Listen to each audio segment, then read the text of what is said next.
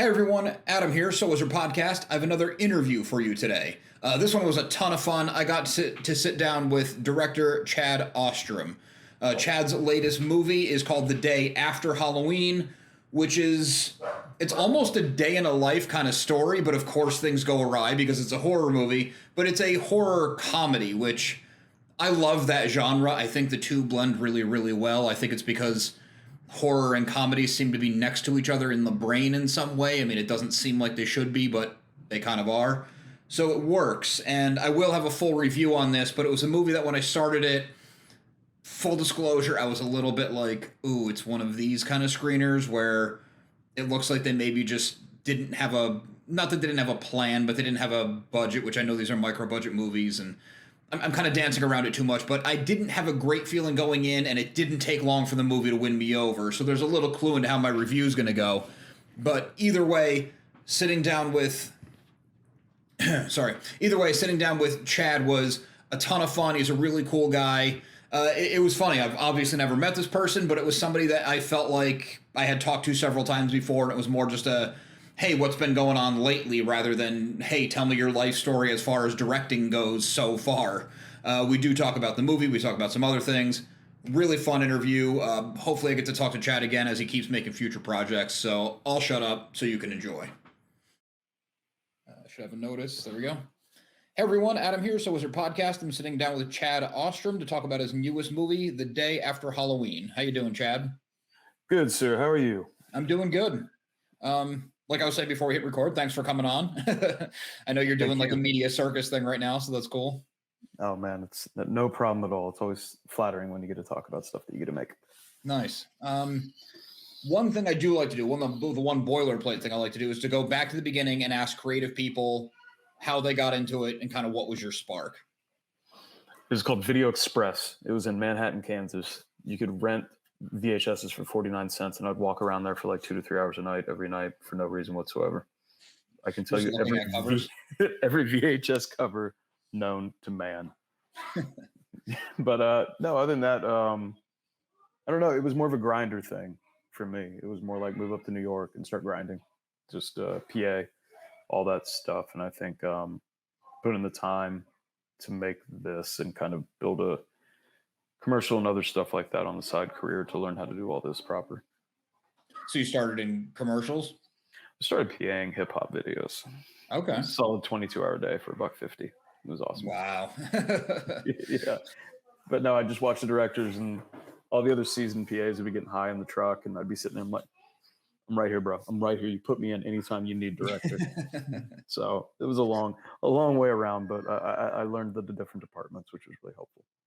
So that was kind of your film school then? You didn't go to a traditional film school?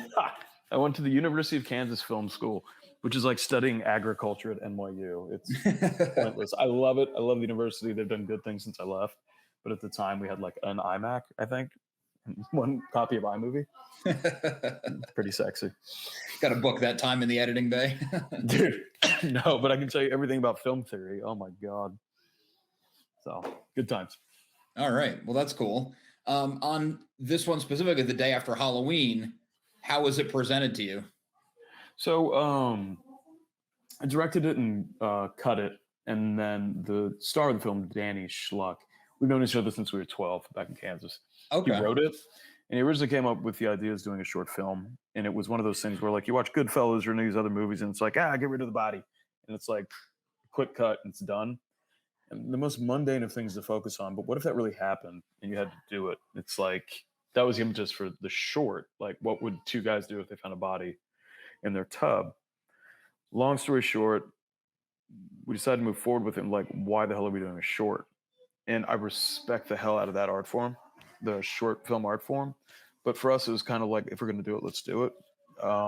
So decided to make it into a full narrative. And that really opened up, I think, Danny specifically, who wrote it, his eyes is like, we can kind of do whatever the hell we want. We're not limited to like one room, one camera, and, you know, nothing else at our disposal. So the story broadened into something bigger. That's kind of cool how it just naturally evolved that way. I think so. I mean, did you ever see From Dusk Till Dawn? Yep. The idea that it's this caper film, and I think a really good caper film, up until like the halfway point, and all of a sudden it's like, oh shit, vampires, by the way. Yeah. And I love that. It's just so like just jumping the shark and they don't care. It's not totally that in this, but it's like, we can have fun with this. It doesn't have to be tied to reality. And I think when you're young and you're coming up doing it, it's kind of like the mumblecore stuff and all that. Like, especially the Brooklyn scene we were in the early to mid 2000s, it was like, I don't know, like we need to shoot on a rooftop in Brooklyn. It should probably be about relationships and being stuck in life. And all of a sudden it's like, why? Ghostbusters is like my favorite film. Like, let's have fun. Yeah. So was the comedy angle always part of it? Yeah. You said your initial concept was two guys find a body and have to get rid of it. Yeah. You don't immediately jump to like, that's hilarious. Waka waka. It was. Danny and I couldn't afford at school. We couldn't afford to make a movie. So he wrote plays and we put them on off campus, our version of off Broadway. And like we did something called The Straight Man, which was like, there's this gay guy that gets like a hate crime against him and like he has amnesia. And so the idea is like nature versus nurture. Is he still gay? And of course he still is, but it's this highbrow concept and just an excuse to do a 2-hour play with dick and fart jokes. It's kind of been most of the stuff we've done. So maybe that rang true when you saw this. Yeah, the writing in this, I did find it very funny, and I didn't watch the trailer before I watched the movie. So as I went in, I was like, okay, it's about a party, it's about this, and the one main character for people who haven't seen it, he's kind of, I don't know if you'd call him an anti-hero. Like he doesn't really care about anything, yet he's kind of an asshole with what's going on with everybody. Yep. And that's Danny, by the way. This is pretty funny. Like I didn't expect that right away. Oh, thanks, man. Yeah. Thanks. Yeah.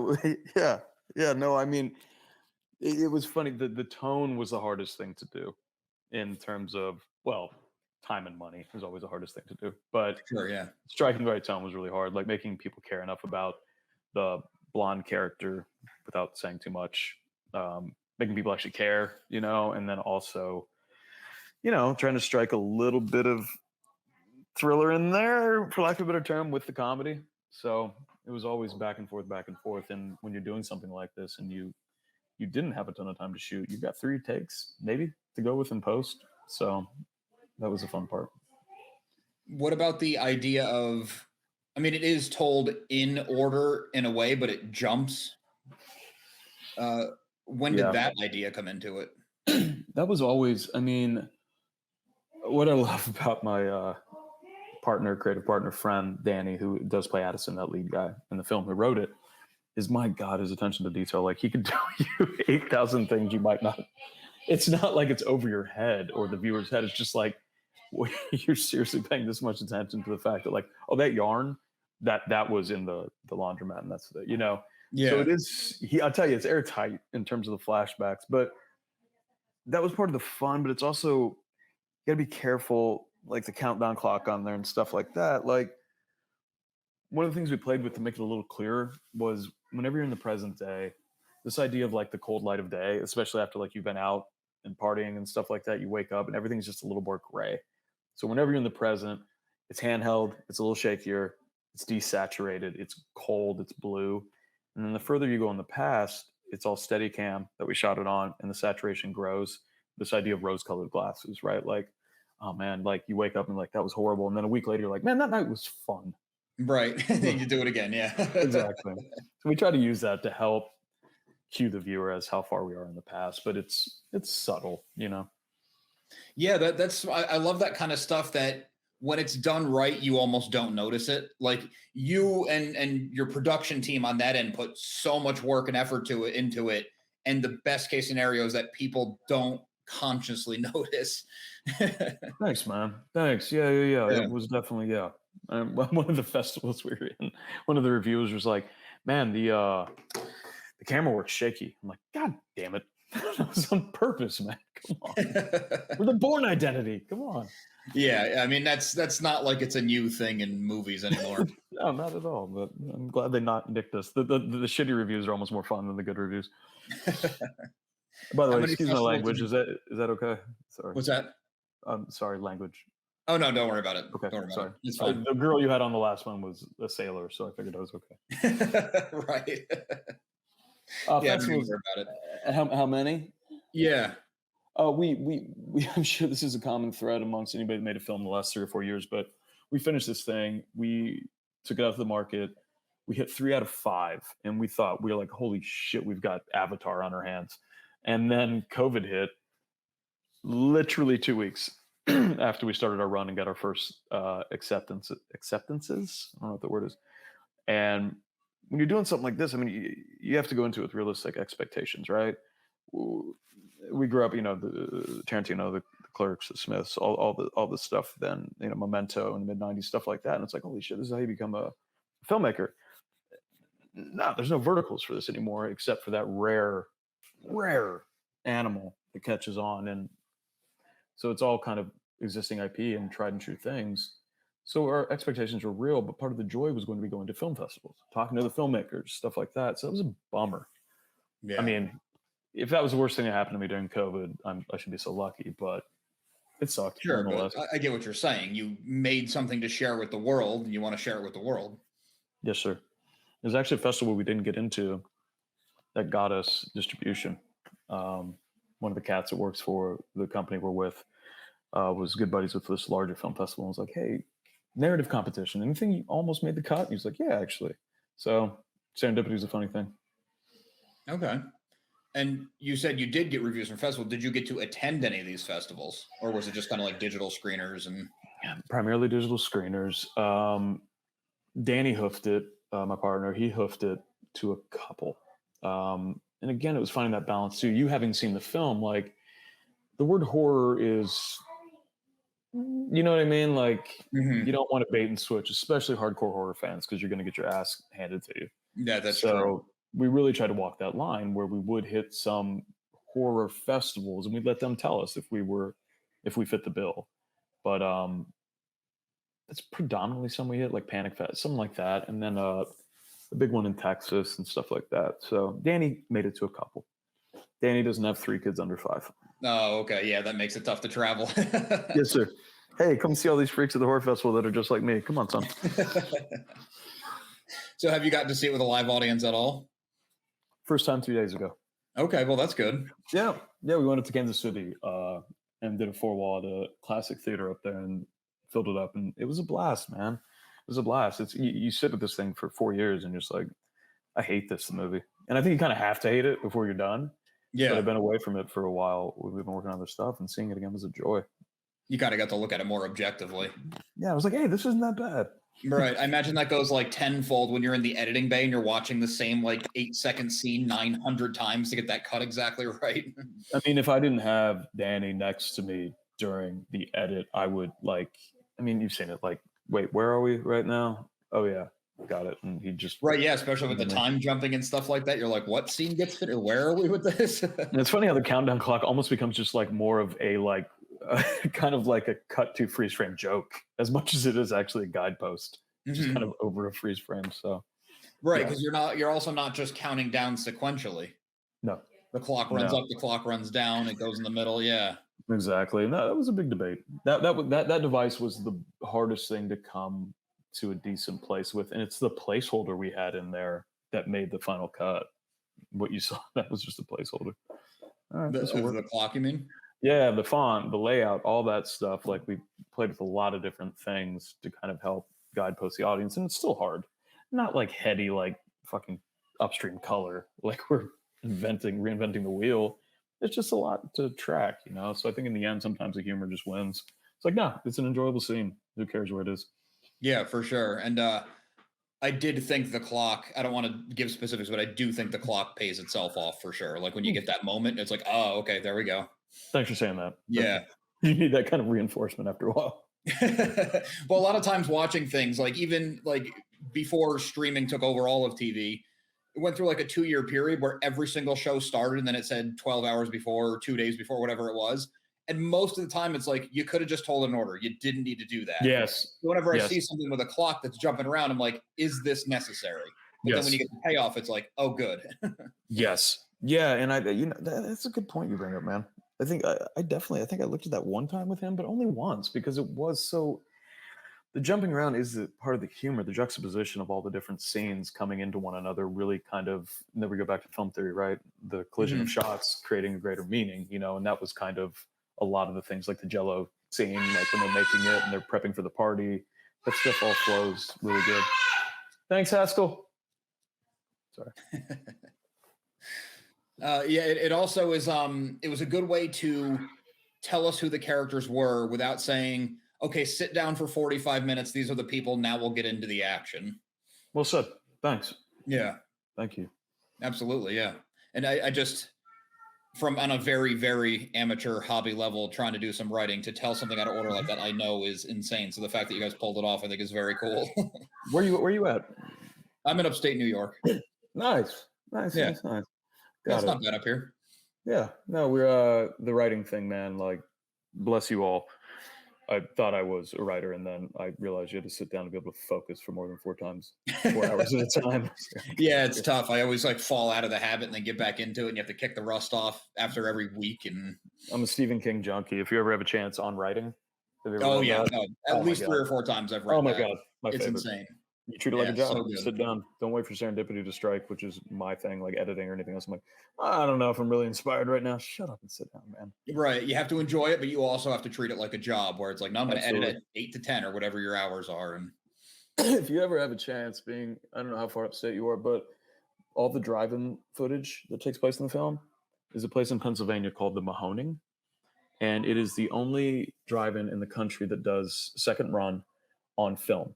So it's all 35, all that fun stuff. And it was our little bastion out of New York, right? It's like an hour 45 drive from the city. Okay. And we'd go there weekend after weekend after weekend after weekend. Danny would live there. And eventually like, yo, can we film here? And they gave us permission. It was just like a dream in regards to just the setting and what the place stood for too. So that's really cool. And I did want to ask about that because the house that is inherited and then the drive-in are so key, and they bring it up so many times. Like, this has to be something. Mm-hmm. Yeah, it was all shot in Pennsylvania, northern Pennsylvania, and the cabin was 2 hours from the drive-in. So we broke it out. We did the drive-in, and God, we only had 2.5 days.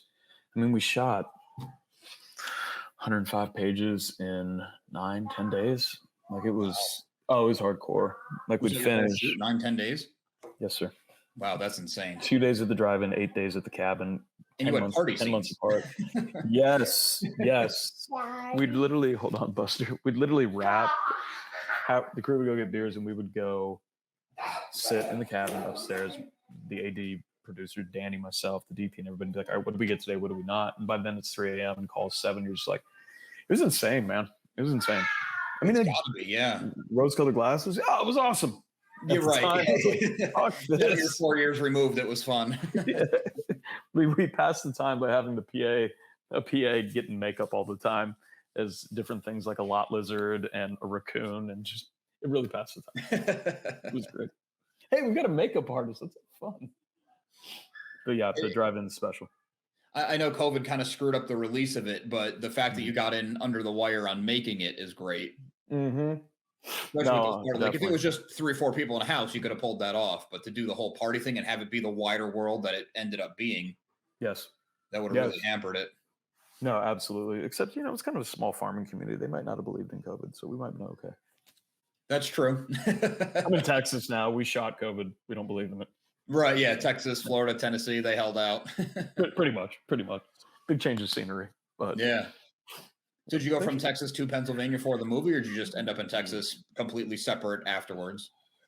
Grew up in Manhattan, Kansas, moved to Manhattan, New York, was there for about 17 years. And then about 2 years ago, we came down here to Texas. Nice. Yeah, Danny, myself, and my family. Danny's kind of family. So. Oh, very cool. As far as I know, some bars in Texas have a really good indie film community. So the Texas Theater here, which is funny enough, where Ruby shot Oswald. Okay. Which is Dallas's claim to fame. Like, you go to did you ever read 11/22/63? Yep. Oh my God. I read it. I went down, and the macabre thing about where it happens, there's X's on the ground here where the bullets entered him on that drive. It's a weird, and like, you see tourists and just like taking photos. I'm like, fucking weird, man. But the Texas Theater, sorry, long story short. No, that's fine. is an awesome venue for the type of stuff you're talking about. And Alamo obviously started down here. Yeah. Oh yeah, the Alamo Draft House, right? Yep. Yeah. So good film scene down here. You got Ghost Story, Green Knight guy, David Lowery's down here, and Okay. Yeah. the Cinestate. Green Knight was awesome. The Cinestate crew that kind of fell apart because of some allegations, but they did Drive Across Concrete and all that other stuff is down here too. So it's good. It's good to film down here. Good crews, right to work state. And you got the right weather. 111 the other day, man. Oh, okay. So maybe not the right weather. It's too much. No, but it's good. It is. It's without being oversaturated like LA or New York, where you want to film somewhere somebody's like, cool, how much? As opposed to like, ooh, a movie camera. Come on in. You still get that small town feel, even though you're in Dallas. you do. You can get it. It's right. Cool. Yeah, and sometimes there's so many people doing it, especially. I mean, we grew up in hipster hell when we moved to New York. We were in Williamsburg the whole time, and like everybody's a musician or a filmmaker, and we're all kind of like grabbing the same scraps everywhere. In here, it's kind of cool. There's a little bit more of a let's do this together versus a competition.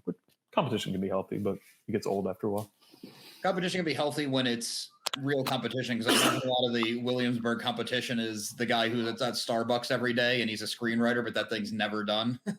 Or you just don't like anything because being facetious or ironic is they like film, not movie. Armor. Exactly. It's like you would believe in comedy, like I guess I would. Oh, you're making a horror comedy. Okay, it's like it's a really popular genre. Thanks. Yeah, I know, right?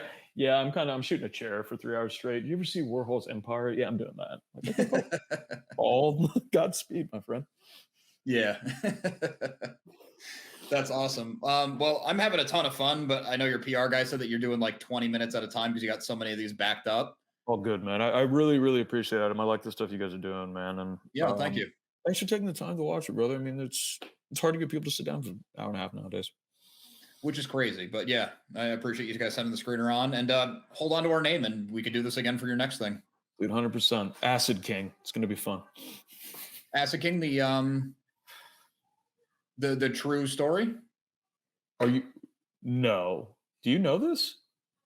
The Acid King. There was a documentary I actually interviewed the guy about like a year ago. Is it Leonard?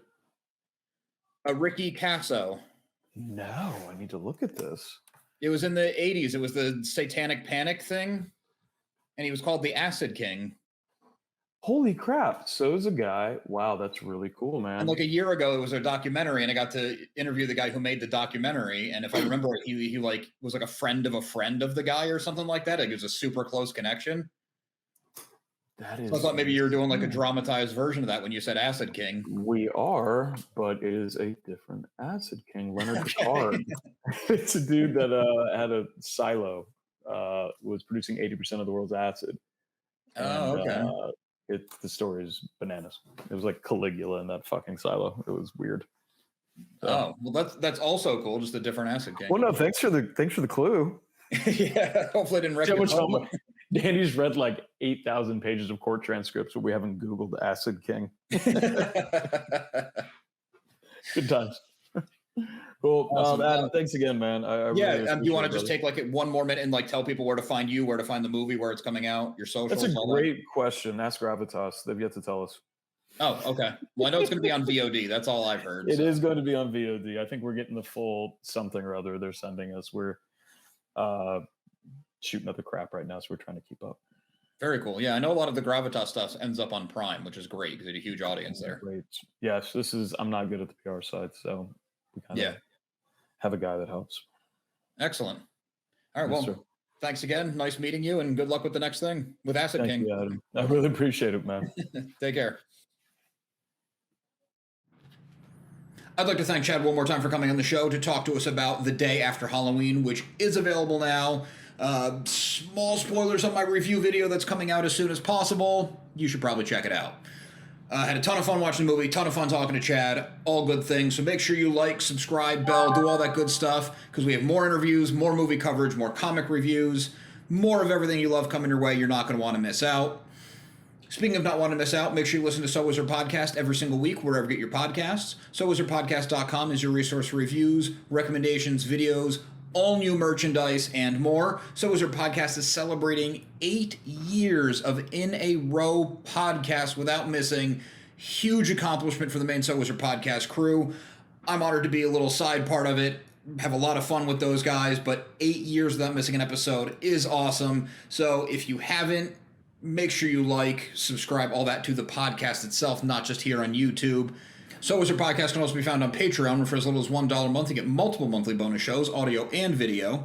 We love hearing feedback, so drop us a note in the comments, leave us something on social media. All of the accounts will be found after the show and in the show notes. And on a more personal note, a good friend and I have an ongoing comedy comic series. It's called Social Studies.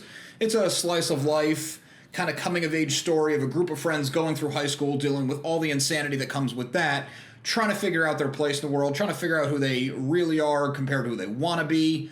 We keep it fun. It's done in the style of the 90s cartoons, Nicktoons, Recess, Ed and Eddie, when Cartoon Network was kind of at that peak as far as I'm concerned.